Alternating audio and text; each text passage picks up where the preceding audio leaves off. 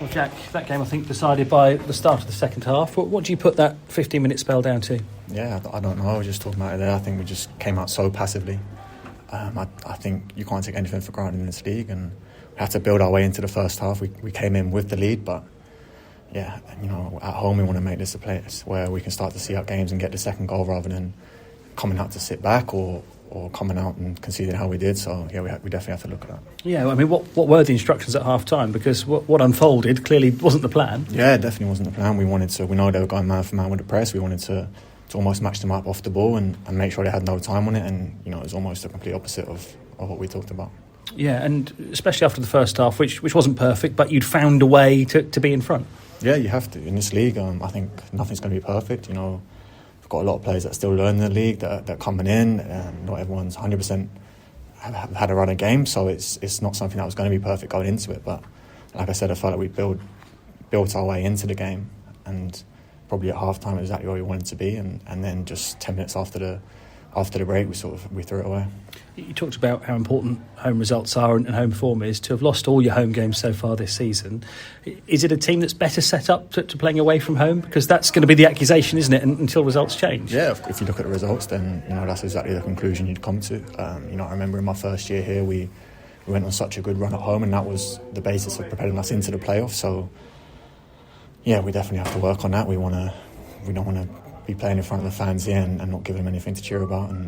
And yeah, okay, we've got some good results on the road, but like you said, if you're going to form a base of a good season, you have to get the results at home.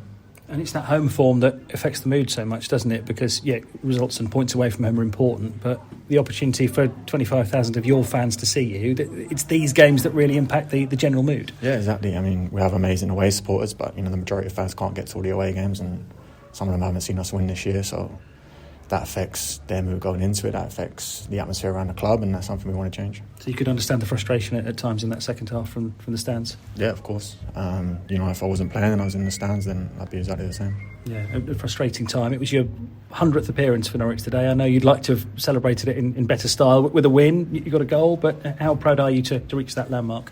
Yeah, obviously really proud. 100 appearances for this club. I think something at the moment where the emotions from the game are still raw, so it's not something I've reflected on at the moment, but maybe I'll look back once the emotions are over, or even further on in my career, and it's something I can be proud of for sure. Because I think you got in the 90s for Bournemouth and for Luton, didn't you? But this is the first time you've made 100. Yeah, exactly. It's nice. I mean, yeah, like I said, I want to play many more games, but at the moment I'm still swept up in the emotions of this game, so it's something I'll reflect upon probably a little bit later. How proud are you to have reached that so quickly? Because we've seen how many injury problems Norwich have had over the last few seasons, and I think I'm right in saying that the Blackburn game recently was the only league squad you've not been able to be in, so you've proved your durability in the Championship, haven't you? Yeah, I mean, it was probably from 3 or 4 years ago when I was picking up a lot of muscle injuries. I almost had to go away and rebuild everything that I do off the pitch to make sure that I could be on it for as long as possible. So I think, yeah, it's probably a testament to the people that I have around me to keep me fit, and that's almost the bare minimum to be able to get on the pitch, and then you can show what you can do if you stay fit.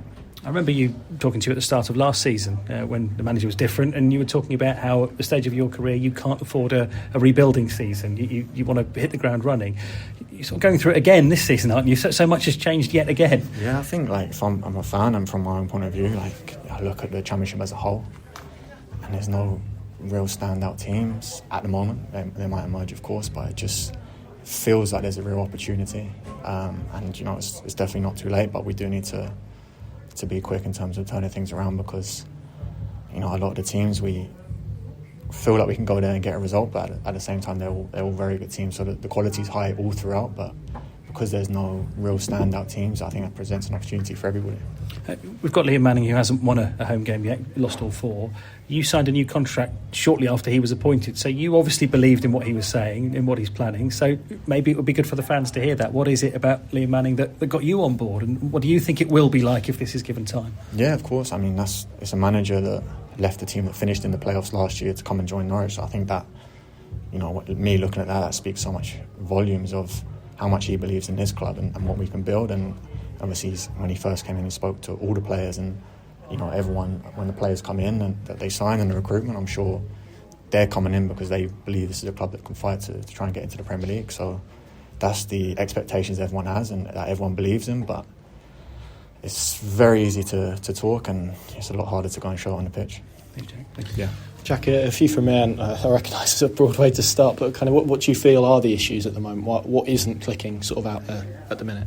Definitely something we have to go and look at. I think, like I said, in this league, you can't, especially probably in the moment we're in at the moment with a lot of new players and players playing their way into match fitness, it's not going to be perfect, but you almost have to accept that a little bit and realise that maybe some of the off the ball stuff is going to be just as important as what we do on the ball, and you have to give that just as much, credit and time as the stuff like working on the ball. I think you can never take for granted a win or 3 points in this league, and if you're winning, or no matter what the situation of the game is. So it's just 90 minutes full concentration and not taking anything for granted, I think. And that's the thing, isn't it? Because I think so many people have said so far, well, it's a lot of new players, it's been a lot of change, but that's been the case for Wrexham as well. So again, is it kind of down to you guys now to try and accelerate this a little bit quicker than it's been moving at the moment, particularly obviously here? Yeah, 100%. I think, like I said before, I feel like there's a real opportunity. I think probably the fans will look at it and think the same thing as well, but we don't have time to be able to gel. It's obviously only natural that we've got a lot of new players that will take a little bit of time, but we want to really accelerate that process now. Clearly it's a defeat that's going to generate a lot of noise. You had that at the final whistle. How important is it for you guys to, I guess, almost use that, and I guess use today as a real learning curve, because it's still very early in this season, and I'm sure from your guys' perspective it's not about pressing the panic button at the moment. Yeah, of course. We talk a lot about in the changing room, like when we look around at the people within the changing room, we're the only ones that can change the trajectory of where we're at. So it's almost about taking responsibility for yourself, for your own job, and if everyone does that, then we should be in a better place. Mate, you were obviously first start for a while here, was on the side with you. It's a lovely pass to play you in. How do you feel kind of he got on? Because it feels like he's a player we've been waiting a long time to kind of see, doesn't it? Yeah, it's someone that has probably been very frustrating for him in terms of the injuries and when he's come in, and you can see the glimpses of the quality that he has. So now it's about really building up that match fitness, really fitting into the structure of how we play. But yeah, again, you can see the glimpses of the quality that he does have, and if we want to really get to where we want to get to, then we want everyone in the squad to be pushing and showing what they can do, like he did at times today. Palamatson as well. It's always difficult to make your debut in the Championship, but felt like he kind of grew into that game to an extent and sort of understood the physicality of the league. Yeah, they're players that obviously that are brought in for, they've got quality. They've been scouted from all over the world, really. So there's a reason that the recruitment team's brought them in, and we can see that in training, and now it's about showing that consistently on the pitch.